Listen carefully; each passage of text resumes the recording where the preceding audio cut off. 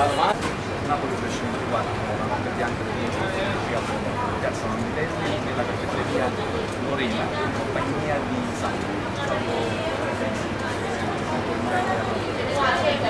Sicuramente sono favorevole perché è un evento che dà luogo ai ragazzi, adulti, giovani, anziani per vivere il quartiere, anche la notte è una bella esperienza, se noi che viviamo la notte.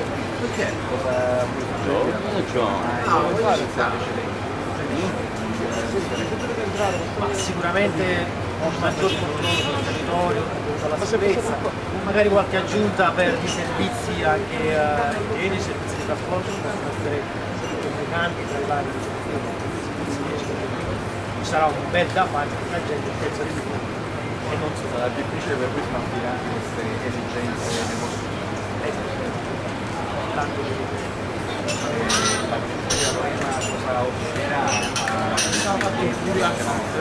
ma noi faremo su alcune bibite, birre, bevande, dei spacci gadget, dell'espresso offerto, perciò mi raccomando Abbiamo tutti quanti l'invito di Salvo, da Napoli Fashion 24,